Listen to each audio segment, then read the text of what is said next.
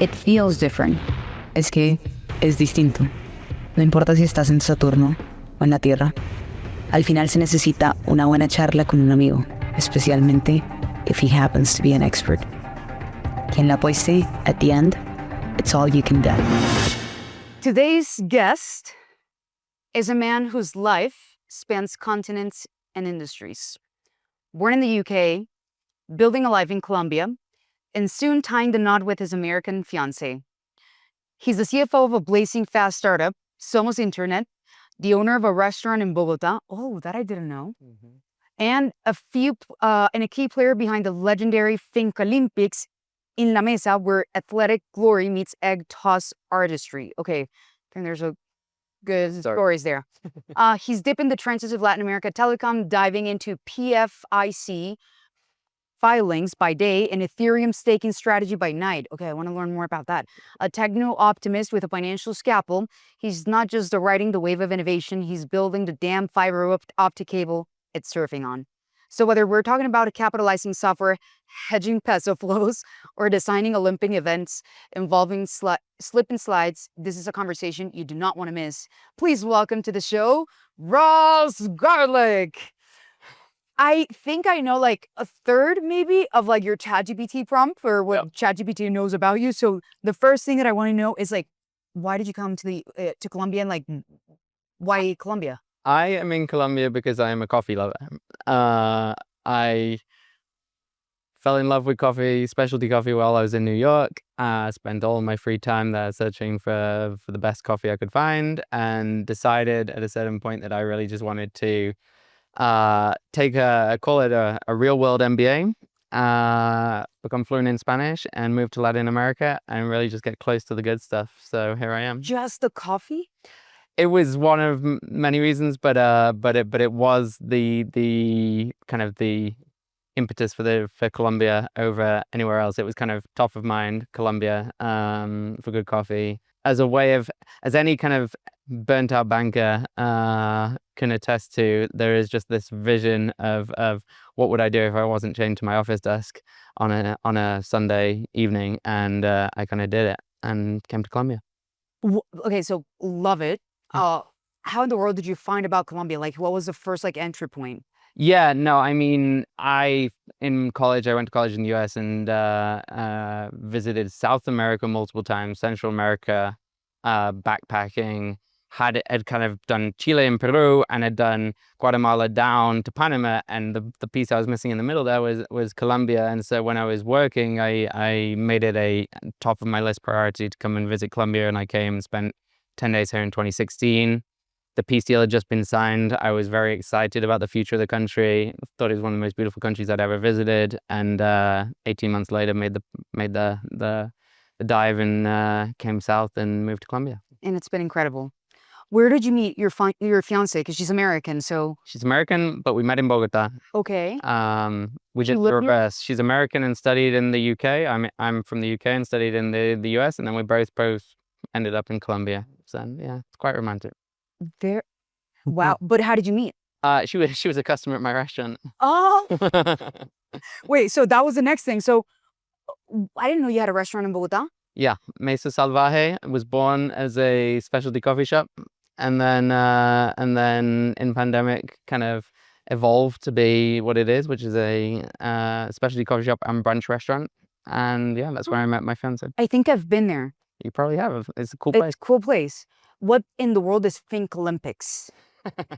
Well, now you're getting too deep into my ChatGPT history, but that was your prompt. That was my prompt. But if you ever need a good use for AI, I would say if you're going a weekend away with 10 friends and you're trying to design some fun games at a finca, you can ask ChatGPT and it can give you a lot of very good ideas. Okay, I'm gonna ask GPT what in the world is the possible egg toss artistry. It feels there's a lot in there. What is PFIC filings? Okay, well, this is something that as a CFO of a Cayman sandwich structure startup, and you have tax regulatory filings in the US to deal with. Yeah. So wait, maybe this is a bigger question, but like, oh well, you are UK. Is Forrest American? Forrest, the CEO, is American.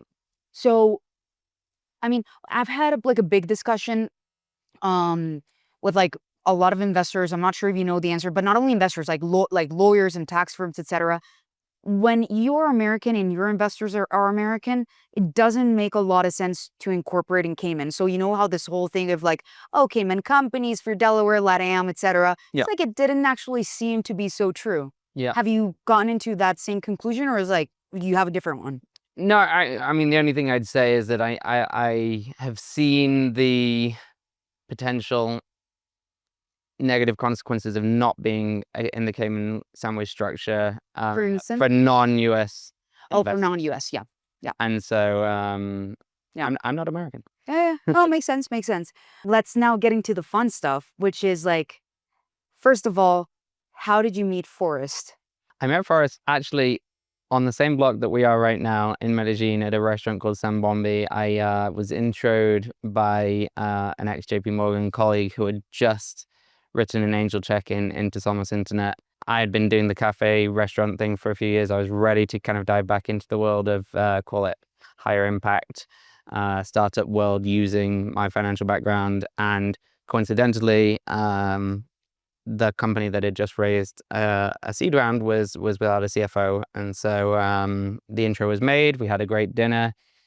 He convinced me not to go off and do my own thing in the Colombian Amazon for a while, which was something I was contemplating, and come and join the company. So that was early 2023. So we're gonna talk a lot about telcos and Somos Internet and a lot, but I think none of this could possibly exist without this crazy guy named Forrest.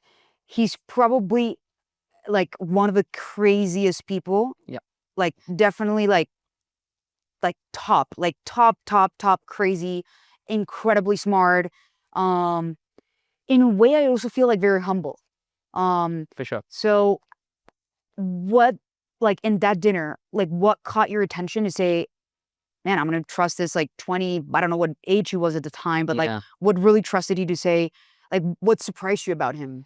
Yeah, no, I mean, the thing that stands out to Forrest versus other people I know who have the ambition to be founders in kind of the most ambitious sense of the word, like call it top truly world-changing founders, I would say is one, the conviction of his ambition. He has that kind of reality distortion field about him, whereby when you're hearing him tell you how he's going to change the world, you are 100% convinced that he's going to do it, which is something that it's, to your point, humble, but he's not an egomaniac, but he's just resolute in his conviction that he's going to do what it takes to change the world, and has been proven right at every step of the way, to the point where you kind of end up becoming a believer. And I would say I'm a full-blown believer now. And so there's the kind of the reality distortion field backed up with the execution. So like just for me, it was one of the craziest things when I heard that somebody was going to build a new internet network from scratch, age 20, and was going to tumble some of the largest companies in the world. Like the incumbent in Colombia is Claro, which is ultimately owned by Carlos Slim, and is like it's not an easy, it's not an obvious path, but it's one that the more you dig into it, the more you realize just how broken the industry is, and how right Forrest is in that this is not only a viable path, but like a definitive path that I have 100% conviction that we are going to win. And it's because of the CEO and his first principles thinking, I'd say. So now we're gonna get very deep into telcos, and like you mentioned something which is like Carlos Slim owning Claro, owning like big part of the telcos in Mexico. Why do you think like now it's a time for actually doing it, that before like going against him or going against the telco industry would been almost like impossible to think of? Yeah, no, it's a good question. And so I was working at JP Morgan in New York in kind of the 2015 time era. And at the time I was in TMT, and the software I was covering companies like Uber and Airbnb and these kind of asset light businesses were kind of the hot things. And I also covered at the time, data center companies like Equinix and infrastructure companies like American Towers, which owns the kind of the towers, the big kind of telco towers, and they were just kind of mature industries. They were very stable, 2% per year growth, kind of increasing ARPU, but very kind of bread and butter. 2% like annual growth? Yeah, literally across the industry. It was a saturated industry. It was a mature industry. It was an industry that, because of its predictable revenues, you could have a lot of leverage again. Got it. It was great, but at the same time, there was no innovation happening. It was a very, the demand was relatively predictable. The cost structure was very predictable. And you just levered this thing up, and that was kind of the only thing. That was the only game in town related to telco and infrastructure. I think the thing that's really changed in the past 10 years since I was on the kind of the sell side was you've really seen this explosion, obviously in the past 3 years in AI usage of data centers, but even before that, I'd think you'd say the innovation of the work that has been done on the whole kind of cloud infrastructure side. And effectively, a lot of the work that has been done by the hyperscalers, the Metas, the Amazon Web Services, the Microsoft Azure's, Google Cloud projects, has done in bringing down the cost of a lot of the component pieces of networking. And as a result, has enabled, I would say, a kind of a new wave of innovation on top of, because compared to legacy kind of infrastructure, you can now build much more high performance networks at a fraction of the cost. And the key there is also that there's an opportunity, because the incumbents are also having to upgrade their networks to compete from copper networks or kind of the early waves of fiber, and upgrade them into what is today kind of more competitive technology relevant for the bandwidth usages that we all consume today. And as a result, there's kind of this kind of innovator's dilemma piece to the equation, whereby the incumbents are trying to ride out their kind of the cash cow that they already have. They're interested in investing, but they're not going to invest in capex because they haven't seen the ability to do it in a technologically savvy, asset light way. Whereas for a new nimble player like Somos Internet, there's an ability to deploy infrastructure in a very capex efficient way, and as a result have higher performing networks, and as a result really kind of disrupt the incumbents in a way that we haven't seen in, it's kind of probably the third or fourth wave of disruption in the telco era after a 20-year stable period. So was the last like big innovation within telcos like fiber? Yeah. Okay. And so just to kind of give the context here, there's an amazing book called Cable Cowboys, which documents John Malone, who founded Liberty, which is one of the early innovators in the telco space, and kind of one of the last big innovations was you take the cable architecture that you have, this copper cable architecture that you've built originally to supply TV signals, you send data down it, and you can have relatively okay download speeds, you have awful upload speeds, and basically take that exact same architecture and just replace the copper with fiber. Okay. That was kind of the big innovation in the past 20 years, was saying we're going to take our copper architecture network and replace it with fiber. There's a thing called GPON. It's a passive optical network structure. It's effectively the same architecture as the copper cable coaxial era. What Somos is doing, and what some of the opportunity that presents itself, is actually not to take a cable era infrastructure network architecture and actually think about it more in terms of a data center interconnected, redundant network architecture built from scratch, and actually take that architecture and spread it throughout a whole city. Yeah. So 3 questions. Yeah. The first one is, what does that actually mean? Meaning, like, where does a data center like sit? Like, if I think of an Amazon, they have this huge warehouse, they have the data centers. Like, where do you have the data centers? And like, I was recently having a discussion with like my CTO about like how Tesla versus Edison and the whole like energy versus like putting it in the city or out of the city, and all these things, which I don't understand very well because that's not my expertise. So that's the first question. The second question is, for the US, all these players that were transitioning to fiber, what was like the typical payback period that you saw? And then now going into Latin America, because the investment, I bet it was huge on like replacing copper with fiber.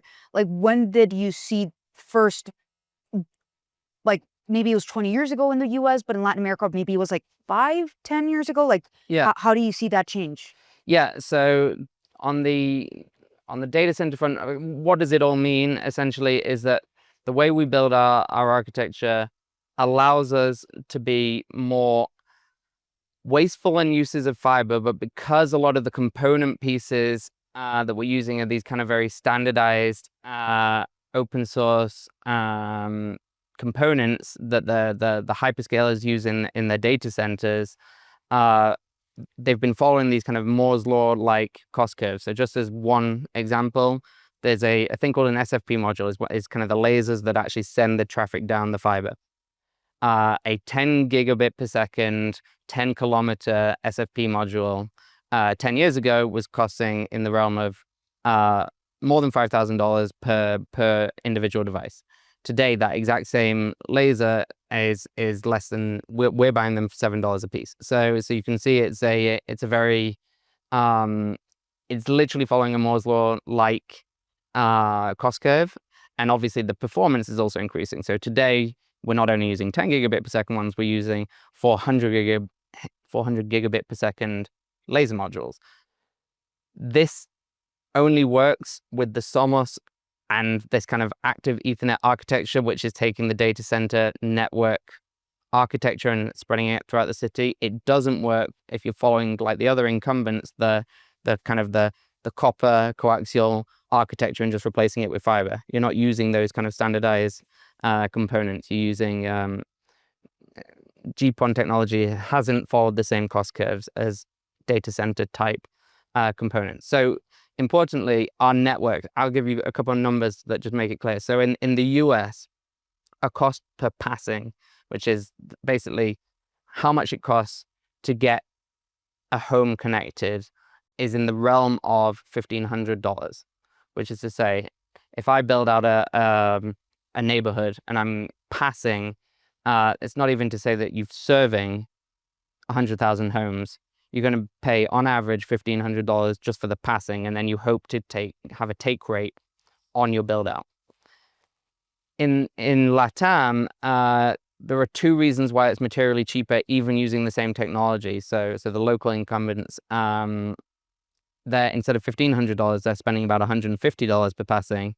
Actually, three reasons. One is that typically urban areas, even small towns in LATAM, are denser than they are in the US. In the US, is suburban, is very kind of spread out. So you're less fiber, more homes per kilometer fiber that you're deploying. Labor costs are lower. But importantly, and this is where quality of product comes into play, is where you have these kind of relatively low split ratios in the US. I won't go into the details, but effectively, you have one fiber strand shared between about 16 people in the US.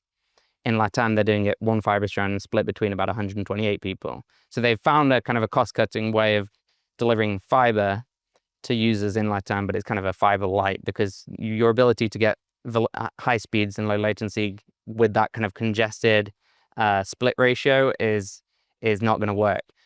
Somos Internet, we have the same benefits of low cost of labor and more dense kind of urban areas, but our network architecture means that instead of $150 per passing, we're actually rather below $10 per passing. So it's like an order of magnitude, and this is why, and I'll get into now in terms of payback. Versus 10. No, 150 versus for the incumbents in LATAM, and we're at $10 per passing. Got it. So this is where a lot of the value comes into the business. And just for kind of the general audience, like telco and ISPs should be an incredible business, because it's effectively a zero marginal cost. Once you've connected a user, and as long as you're at a certain scale whereby you're doing all this peering stuff that I won't go into, but effectively you should have a business that is capable of doing 90% plus gross margins and a very highly recurring revenue, sticky user base. The problem with the industry, and the reason why a lot of telcos, publicly traded telcos, trade at really low multiples, is because they have this insane CapEx requirement, not only, and it's an ongoing capex requirement is it's the initial new build capex, but then the maintenance capex is really high. So you have a relatively high gross margin business. We can get into the EBITDA margins, but a relatively high EBITDA business that if you could then convert a lot of that kind of proxy for free cash flow from operations into actual free cash flow, should be trading at much higher multiples. But the reality, like EBITDA multiples, but the reality is that a lot of that EBITDA that you're seeing, the incumbents have to reinvest not only in new build capex, growth capex, but also in maintenance capex, because the whole legacy architecture and the way they have it built out means that you're not really converting that pretty high, relatively high, 40% plus EBITDA margins into, you're not converting that into free cash. Okay, so let's expand something more like business wise and not the technical part of Somos. Yeah. What is like Somos? You know how we talk about vertical integration, horizontal integration, there's all these things, especially now with like AI. What does it mean that in terms of like the business model, it's different when you're like vertically integrating? Yeah. And maybe what advantages do you have, and perhaps maybe what cons also do you have from like vertically integrating? Yeah, for sure. So I'd say Somos is taking the vertically integrated approach. If we were a telco, which is kind of the tack to what the other telcos are doing, which is the basically trying to strip off assets and turn capex into opex and only own the customer relations and basically subcontract out everything underneath. Somos is taking the other approach, which is to take a tech-enabled vertical integration, whereby we own and we iterate upon and we operate the network, the software, and the hardware. And the hardware is slightly different to the network. So effectively what we do is we own the fiber from a data center and the servers in the data center. When you say software, it's not only like the end client interacting, but also like the infrastructure behind software.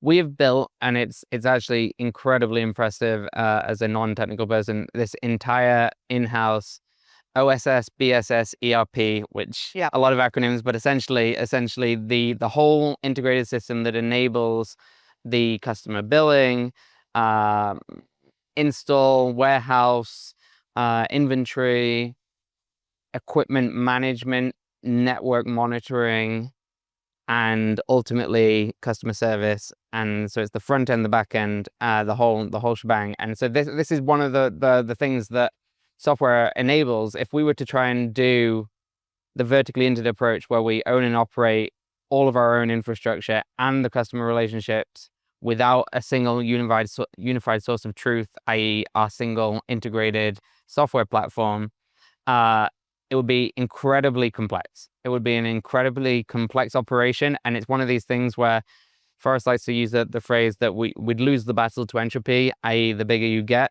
the more unwieldy it gets, and you would lose the ability to kind of control and actually take profit from the whole system.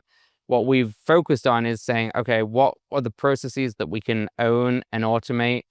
And we can talk about AI and how we're applying AI to the stack. But even before that, it's more the fact that we have end-to-end control, which unlocks the ability to have visibility throughout a network, to have a really good customer support, and also to have a lot of processes that are automated and scalable, which means that actually we should see economies of scale to an even greater extent than incumbents as we scale up, because of how we built the kind of vertically integrated stack.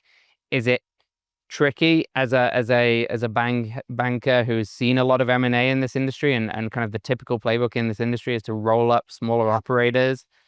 It is tricky in that by doing it all in-house, the idea of trying to integrate in an outside third party with a very different data, not only kind of network architecture, but also the whole kind of data stack, means that it's something we haven't contemplated yet. And when we're taking the harder path of trying to grow organically rather than rolling up smaller ISPs, we think the benefits outweigh the costs. So I think there's like maybe two ways to think about it. There's like hardware and there's like software, to put it on very simple terms. Like you can scale the software, very high margins, but because like you've done a big CapEx investment and like now the software you can like, but now with hardware, you need a lot of CapEx in order to maybe go into an a new city, or I'm not sure how to, maybe even a new building, etc. How do you guys think about like all the capital that is needed in order to get there? So not only like, and then do you raise for both hardware and software, or do you think more like equity for the software and then more debt for the hardware? Like, how do you think about that? Yeah, no, it's a really good question. And so I think one of the kind of the non-obvious things about our business, by taking this vertically integrated approach and actually working with an OEM in China to design and then fabricate and then assemble in Colombia our own hardware, like the actual router that goes into the into the house of an end user, is that while CapEx is a limit to the rate of growth of the company, i.e., we need to physically deploy a physical atoms-based device to be able to then start printing revenues. Interestingly, as long as we can demonstrate incredible unit economics on each kind of device, and the way we do that is by controlling the hardware rather than just outsourcing the hardware and buying it from a vendor. By owning it internally and constantly driving down the cost of the CapEx, we can have these incredible unit economics. And as long as we can demonstrate really good payback against the CapEx on a per unit basis, whether that is an individual, whether that's on a building or even on a whole market, like a new city, if anything, this becomes a capital in, very predictable results out type business. And the CapEx is if anything, you want to be deploying more CapEx, right? Because you see these incredible unit economics associated with the CapEx. It's not that you're just spending more wastefully. It's like you can demonstrate on a per unit basis very easily that actually for every $100 spent on CapEx, I have a less than 12-month payback, and then I have a 3x multiple on that CapEx over a whatever the lifetime is. And then you start getting into this really interesting. Why, when you say like 3x on like whatever the lifetime is, like isn't the 3x conditioned on maybe 3 years or 4 years? Like, it's not unlimited, because if it's 10 years, maybe it's not 3x, maybe it's 5x or 10x. Yeah, exactly. Yeah, no, I mean, we internally, and I'm just based on my background, like almost too conservative to a fault, because what I'm doing is I look at our business as though it were a B2B SaaS business, and I say, what is an industry leading LTV to CAC ratio in B2B SaaS, and it's probably in the 5x, right? Like for every dollar I put in over a lifetime, I'm getting 5x out. In our business, I think of what is our LTV at a discount, and I apply, because of our current stage, a relatively high discount rate. What is the LTV of a customer, and not only divide it by the CAC, but also the CapEx associated with acquiring and activating that customer. And we have this unbelievable for this industry LTV to CAC plus CapEx activation cost, which is above 3x already. Got it. Yeah. Got it. That makes sense.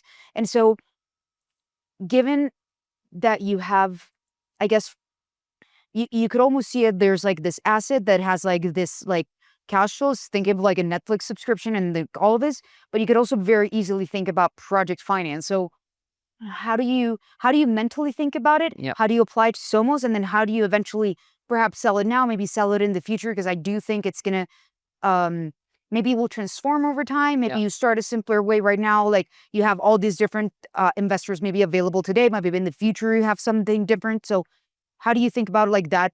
What type of financing do you do for CapEx? Yeah, no, I think in a philosophical way, the trade-off you could make is do I take what I ultimately think is the cheapest cost of capital, which would be like having a holdco level global facility whereby I'm at a scale where I have money making operations in this market. I can securitize those cash flows if I want, etc., and just have this kind of global debt, which might end up as a lower cost of capital at that point. However, if I'm thinking about maximizing my kind of equity value for the whole company, what I might actually want to do, and to your point, and one of the ways we think about this in Somos internally is how do we apply financial engineering the same way we apply network engineering, software engineering to the problem. And if we get very good and very disciplined, which we're in the process of doing, of showing capital in gives me these results, and it's a rinse and repeat project, then it becomes very easy to do project finance against new market expansion. So I can show on a typical project financing for a telco in the US or something, where you might say that, hey, I'm going to do a X $1 million build out. I'm going to have a 5-year payback period, and then I'm going to have a lifetime IRR of whatever it may be in the mid-teens of this project. And that's quite easily, that's a product that's very well understood in the kind of the capital markets. And it says, okay, you're not going to have, it looks like incredibly high leverage on day one, but it's just a very well understood package, and you can rinse and repeat this in various markets. So like, let me see if I understand it. So when you think of project finance, is like, you think about it as like, as a, like, ignition, like 10x bigger than if you were to just securitize the cash flows, because when you're securitizing cash flows, you're securitizing like just the first months of operations, versus in project finance, you could do way bigger lines of credit or way bigger like capital deployment, that even if you maybe have maybe a similar growth, et cetera, but you can bring a lot more development, that maybe you can have actually maybe a little bit higher growth in terms of like user expansion. I think that's right. I think if you're just looking at the global cash flows today, you're kind of underestimating the idea of like, I deploy this amount of capital, and over a five-year period, I have a very predictable IRR. And then the beauty of what we're doing at Somos is that whereas a traditional telco builder might have PE style returns and is very easily understood and packaged and financialized in the teens IRR, if you can be bringing the capex down like we're doing in Somos to the comparison of almost 10x lower capex per passing, you can do the same project financing, and instead of having IRRs in the teens, it can be in the 50% plus margins, and then you're talking about a really scalable business. So who in the world understands this today? And like, how did you find people to invest in this, both from an equity and debt perspective? Yeah. So the financialization of Somos Internet has been a work in progress over the past couple of years.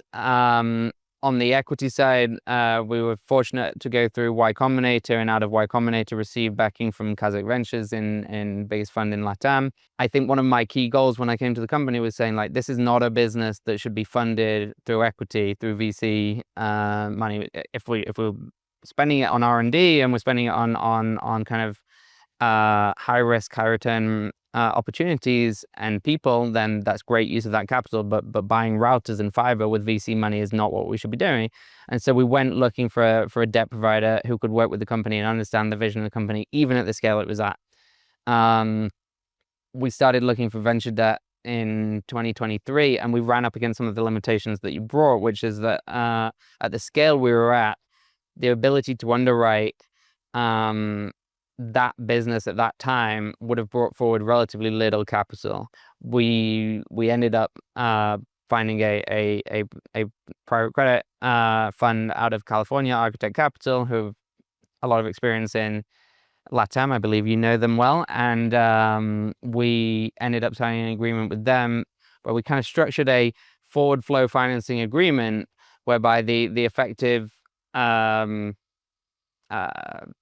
productization that we built and the structure that we built together was effectively pulling forward cash flows over an expected cash flow of a cohort over a 3-year period, and being able to pull forward cash today to deploy the capex today, confident that we have the unit economics that for every $100 that we are deploying in capex, we will have a return that far exceeds not only the cash flows that we were expecting over a 3-year period, but also that with a relatively higher hurdle rate to be able to be financed. Yeah, as if like Netflix wanted to or needed a lot of capital, and so like they can cancel the subscription at any time, their customers, but like maybe like there is some churn rate in it, but like you know that people will keep watching Netflix, so just keep like, okay, what are Netflix like 3 years cash flows, present value to that to some discount rate, negotiated, and then just sort of like forward flow plus like asset-based finance, a mix of like SaaS. That's where I get like very, very excited with the possibility of capital markets in LATAM. So I know that we don't have a ton of time. But before we go, one of the hardest things that has been, I think, for like customer relationships for Voss is like, how do you understand what the value of Voss is, right? Like, you don't want anyone auditing. You don't want to pay anyone Yep. to audit you. Not even like as a startup, you don't even want the big four or anyone like auditing you because you don't want to spend money on this, etc. So, can you walk me through like what was your first thought when they were when Architect was saying, hey, you need to work with Voss for X other player in Europe, etc. Can you tell me a little bit of like what was going in your mind then, what was going through the structure, because I was there in that process, and like what that relationship looks like now, and then maybe going forward, like how do you see either whether on the project funding side, etc., where do you think that maybe unique capabilities that Voss can build in conjunction with Somos can make cost of capital for maybe not even like lower cost of capital, but just like an efficient capital markets? Yeah, 100%. And look, when we were going through this very long negotiation and relatively complex negotiation with Architect, I was in the back of my mind thinking, yes, I know I'm trying to negotiate this to the best of our ability here, but I'm also thinking how are we going to operate this thing, right? Like I had the both sides here where I was thinking not only what is the best deal on the table that we can sign, but then on an ongoing basis, the operation of this facility is a non-menial. Because it was very, very, very like complex. Like out of all the structures that I've seen, this one is like complexity, like probably number one. Yeah, I mean, our counsel was saying that for the scale of the company, they'd never seen anything this complex for a Series A style stage company. But I think one of the very important things that was going through my mind was we spoke with a few verification agents, and I don't think I had necessarily appreciated the value that gets brought to the table when you have a third party who can work with you that is working on behalf of the creditor, but is really working as a kind of in the trenches kind of ally of the operator, right, of the borrower, somebody who's seen it in all its different iterations, has worked across a different bunch of borrowers, and so kind of knows what the ongoing operational complexity looks like, can think through with you kind of how are we going to set this up so that it actually works. Do you remember like any conversation or maybe like any topic in mind that comes? Look, I mean, Because I remember there was like tons. the word, but it's just one that immediately jumps to mind was it sounds so simple on a term sheet when you say we're going to measure churn, right? It gets so complex when you're actually trying to nail down, okay, yeah, but what does churn actually mean? And to your business. And depending on how you sliced it, one way or another, it could be in your favor, it could be against you, and it's all the same ultimately cash flows, right? But the definition and how we're measuring it, and then how we were gonna not only define it, but then on an ongoing basis measure it, was one of these just kind of operational things that when you're signing legal docs, you're like, yeah, churn, sure, yeah, so that's a covenant, blah blah blah, and then it's like how we're actually measuring this thing makes a big difference. I mean, one of the things that really stood out to me about VAS was, and this is not the competitive advantage of VAS, but then I'll get into that, but just like on an ongoing basis, if I'm going to be dealing with a verification agent, I want my operational team to be able to have a close working relationship with the verification agent, which it was crucial for me, and it was like a big decision point to have a team that could speak Spanish fluently and speak, kind of move between both worlds, between kind of American creditors and LATAM operators, if you will.